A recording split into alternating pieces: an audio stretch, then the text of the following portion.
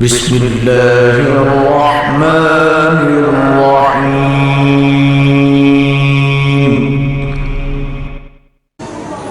نحمده ونصلي على رسوله الكريم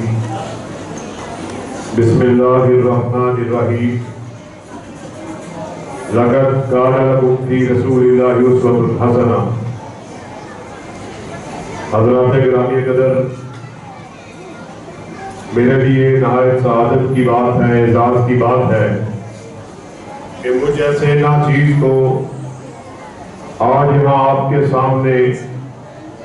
سیرت النبی کے عنوان سے ہونے والی اس کانفرنس میں اظہار خیال کا موقع ملا ہے. اس کی منقبت کو، اس کی رفت کو، اس کی بلندی کو، اس کی بڑائی کو کیوں کر بیان کیا جائے کہ جس کے بارے میں غالب جیسے قادر الکلام شاعر نے کیا روح کہا تھا: غالب ثنائے خواجہ و یزداں گذاشتے کہ آقا میں آپ کی منقبت کو کس طرح بیان کروں کہ سریا کی بلندیوں پر کسی کے نام نامی کو اگر رقم کیا گیا تو میرے آقا کے نام نامی کو، اور پھر اس قدر بلندی کیوں نہ ہو کہ وہ آدم صفی اللہ کے بھی امام، نوح نبی اللہ کے بھی امام، ابراہیم خلیل اللہ، موسیٰ کلیم اللہ اور اسماعیل ذبیح اللہ کے بھی امام، عیسیٰ روح اللہ کے بھی امام، کہ عالم ارواح کے اندر اللہ رب العزت نے ابھی سورج چاند ستاروں کو روشن نہیں کیا تھا، تمام انبیاء کی ارواح کو اکٹھا کیا، ارشاد فرمایا سن لو میں تمہیں مسند امامت پر بٹھانے والا ہوں، تاج نبوت کو عطا کرنے والا ہوں، ہلت نبوت کو اڑانے والا ہوں، مگر سن لو پھر اگر رسول آ جائیں اغانی کملی والے کے آ جانے کے بعد، آمینہ کے لال کے آ جانے کے بعد، پھر کسی نے اپنی بات کو کیا تو اس کا نام دفتر نبوت سے کاٹ کے فاسقوں میں لکھ دیا جائے گا. اہل حدیثوں، اللہ کے فضل و کرم سے ہمارے اسلاف اس بات کو ڈھلکے کی چوٹ کہا کرتے تھے، اور علامہ حبیب الرحمن جزانی بیشتر اوقات اپنے جلسہ عام سے خطابات میں اس بات کی نوید دیا کرتے تھے کہ اہل حدیثوں تمہیں تمہارا اہل حدیث ہونا مبارک ہو کہ تم کائنات کا وہ واحد گروہ ہو کہ جو کائنات کے باسیوں کو اپنے بڑے کی بڑائی کی طرف نہیں بلاتے، کسی سردار کی سرداری کی طرف نہیں بلاتے، کسی جاگیردار کی جاگیر کی طرف نہیں بلاتے. ہم کائنات کے باسیوں کو یورپ کے قرآن کی طرف بلاتے ہیں یا کالی کمنی والے کے فرمان کی طرف بلاتے ہیں. اور آج ربیع الاول کا مہینہ چل رہا، ہر طرف سے ہمیں یہ بات سننے کو مل رہی، ہر کوئی دعوی محبت کو کرنے والا، اہل حدیث اپنے اسٹیج سے اس بات کو کرنے والا کہ ہمیں آقا کائنات سے سب سے زیادہ محبت ہے. دیوبندی کے اسٹیج سے اس نعرے کو لگتے ہوئے دیکھا کہ ہمیں آقا سے محبت ہے. ہمارے بریلوی بھائی اس نعرے کو، اس دعوے کو کرنے والے کہ ہم آقا کی محبت میں سرشار، یہ ربیع الاول کا مہینہ، ہم اس بات کو یہاں پر بیان کرنے کے لیے آئے. فرق کیا ہے؟ ہر کوئی محبت کا اظہار کرنے والا، محبت کا اقرار کرنے والا، میں بھی کہوں مجھے آقا سے محبت، تو بھی کہے مجھے آقا سے محبت. مسئلہ کیا ہے؟ ماجرا کیا ہے؟ وجہ کیا ہے؟ اختلاف کیا ہے؟ آؤ آج ہم نے اس بات کو یہاں سے سمجھ کے لانا ہے. تو نے کہا مجھے آقا سے محبت ہے، فلاں مسئلے میں تو نے آقا کی بات کو سنا، اپنے چہرے کو دوسری جانب پھیر دیا. فلاں مسئلے میں تو نے کہا آقا کی حدیث تو ٹھیک ہے، آپ کا فرمان تو ٹھیک ہے، آپ کا حکم تو ٹھیک ہے، لیکن اس مسئلے میں میرے امام کا یہ قول ہے، میرے مفتی مفتی کا یہ فتویٰ ہے، میرے خطیب کی یہ ہدایت ہے، میرے مولوی کی یہ رائے ہے۔ سن لو اہل حدیث کا عقیدہ کیا ہے۔ ہم نے آقا سے محبت کا اعلان کر دیا، اس کے ساتھ اس بات کو بھی بیان کر دیا، پوری کائنات کے باسیوں سن لو، ہر شخص غلطی کھا سکتا ہے، مولوی بھی غلطی کھائے، خطیب بھی غلطی کھائے، مفتی بھی غلطی کھائے، پیر فقیر صدیق بھی غلطی کھائے، امام بھی غلطی کھائے۔ غلطی سے پاک اگر کسی کو بنایا تو اللہ نے تنہا آمینہ کے لال کو بنایا ہے۔ آسمان سے صدا آئی، ما ینطق عن الہوی ان ہوا الا وحی یوحی، ناطق وحی اپنی مرضی سے بولتے ہی نہیں، وہ جب بھی بات کرتے ہیں رضائے خدا مرضی سے بات کرتے ہیں۔ یہ اہل حدیث کا عقیدہ ہے، یہ اہل حدیث کی دعوت ہے، یہ اہل حدیث کا منہج ہے۔ ہم نے اس بات کا اعلان کیا، ہمیں منوانا ہے، یا رب کا قرآن لے آؤ یا کالی کملی والے کا فرمان لے آؤ، ہماری گردنوں کو جھکا ہوا پاؤ گے، مگر آقا کے فرمان کے ہوتے ہوئے ہم سے کہو کسی غیرے کی مان لو، کسی غیرے کی مان لو، کسی نتھو غیرے کی مان لو، رب کعبہ کی قسم ہے اہل حدیث کے بیٹے کی گردن کٹ سکتی ہے مگر جھک نہیں سکتی۔ جفا کی پیٹ سے گردن وفا شیاروں کی کڑی ہے برسر میدان مگر جھکی تو نہیں۔ آج ہمیں اپنا احتساب کرنے کی ضرورت ہے، اپنے آپ کو پرکھنے کی ضرورت ہے کہ آقا کی حدیث کے ہوتے ہوئے، آقا کے فرمان کے ہوتے ہوئے، آقا کے حکم کے ہوتے ہوئے، ہم آقا کی حدیث کے ہوتے ہوئے اپنے چہرے کو دوسری جانب پھیر دیتے ہیں۔ اور آج یہ ربیع الاول کا مہینہ چل رہا، یہ عرفات کا جو آج بازار گرم ہے، آقا سے محبت کا نام دینے والے، آقا کی محبت کا دعویٰ کرنے والے، جس قدر بےہودگی سے، بے حیائی سے، گانوں کی دھنوں پر آقا کا نام لینے والوں، موسیقی پر، ڈھولک کی تھاپ پر، رقص و سرود کی محفلوں کو تباہ کر کے آقا کا نام لیتے ہیں اور ہمیں بتاتے ہو کہ ہمیں آقا سے محبت ہے۔ آؤ محبت دیکھنی ہے تو ہم سے سیکھو۔ حضرت عمر فاروق مسجد مدینہ میں موجود ہیں رضی اللہ تعالیٰ عنہ، دو آدمی آپس میں اونچی آواز میں گفتگو کر رہے، آپ نے انہیں ہاتھ کے اشارے سے نہیں بلایا، زمین سے کنکر کو اٹھایا، ان دو اشخاص کی جانب اچھالا، وہ حضرت عمر کی جانب متوجہ ہوئے، آپ نے اپنے پاس آنے کا اشارہ کیا، کہاں سے آئے ہو؟ کہنے لگے ہم طائف کی وادی سے آئے ہیں۔ حضرت عمر نے کہا اللہ کی قسم ہے اگر تم اجنبی نہ ہوتے میں تمہیں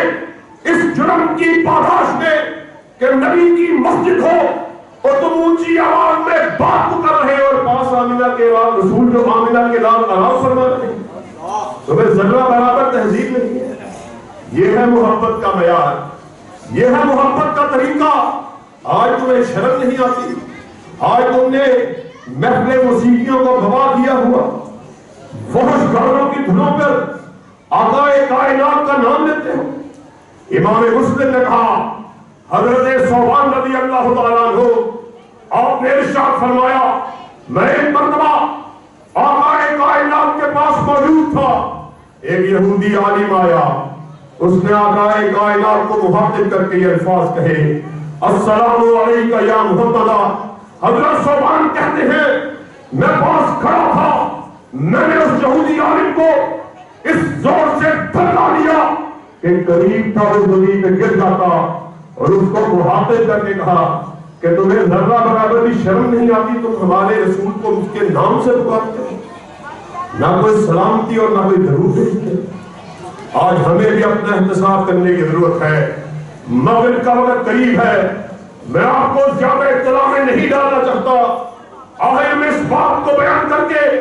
آپ سے اجازت چاہوں گا۔ یہ جو دین ہے، یہ جو حدیث ہے، یہ جو سیرت النبی ہے، یہ جو سنت ہے، یہ جو آقا کے فرمودات ہیں، یہ جو آپ کے فرامین ہیں، یہ جو آپ کا اسوہ حسنہ ہے، یہ ہماری طرف کس طرح پہنچا ہے؟ یہ جلیل القدر اصحاب کہ جن کی زندگیوں کی بدولت، آپ کی محنتوں کی بدولت، آقا کے ایک ایک فرمان، آپ کی ایک ایک حدیث، آپ کی ایک ایک سنت وہ ہم تک پہنچی ہے۔ اور مجھے علامہ شہید کے الفاظ یاد آ گئے کہ اللہ کی قسم اگر اس دنیا میں یہ جلیل القدر اصحاب نہ ہوتے تو آج ہم کسی بت بندے میں بتوں کی پوجا کر رہے ہوتے، بتوں کی پوجا کر رہے ہوتے۔ مقصد کیا ہے بات کرنے کا؟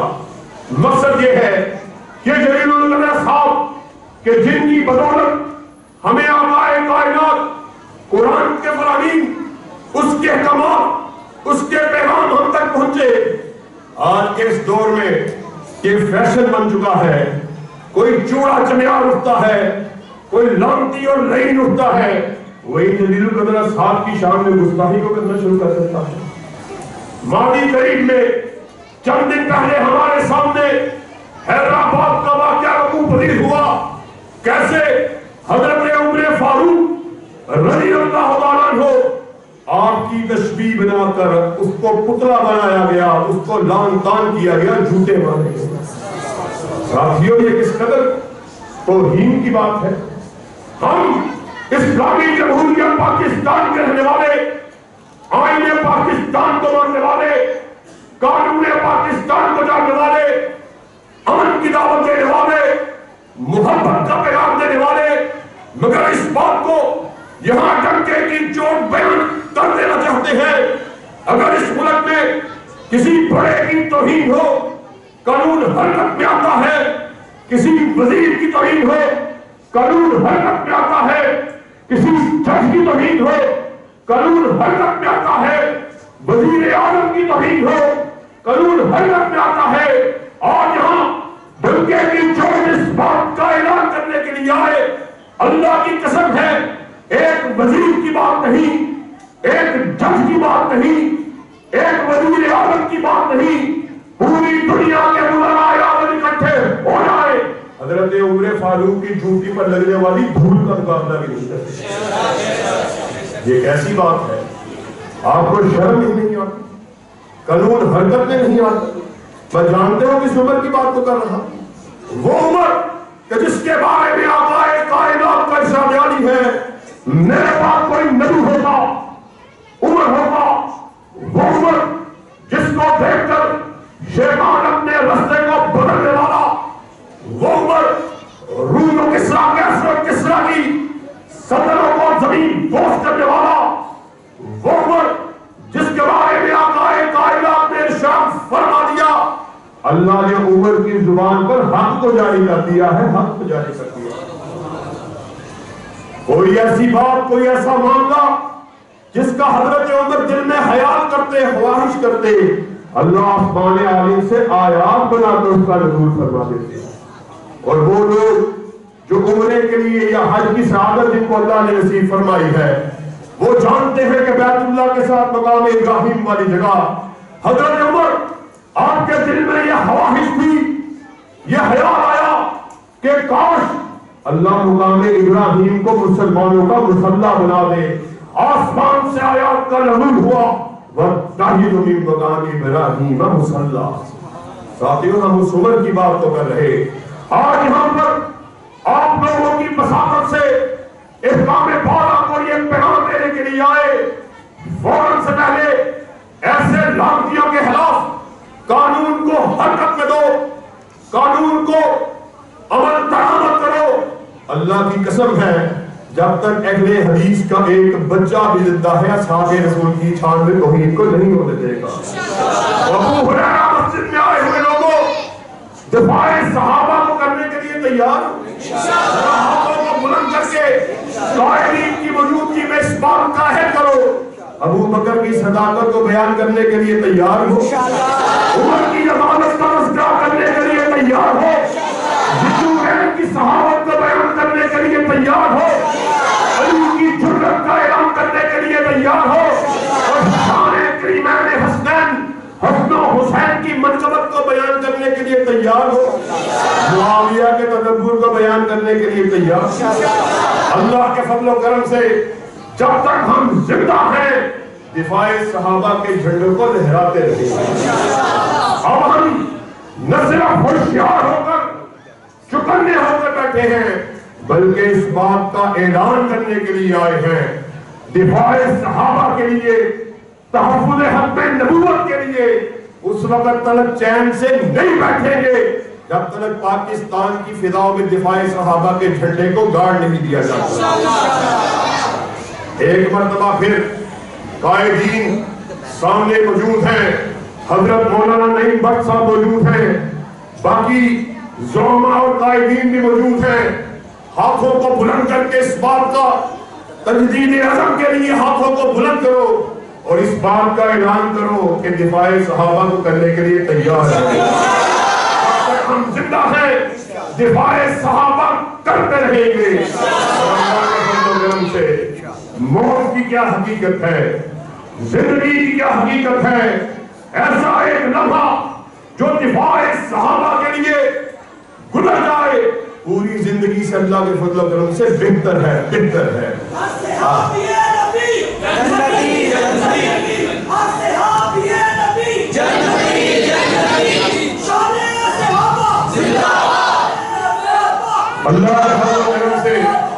اللہ کے فضل و کرم سے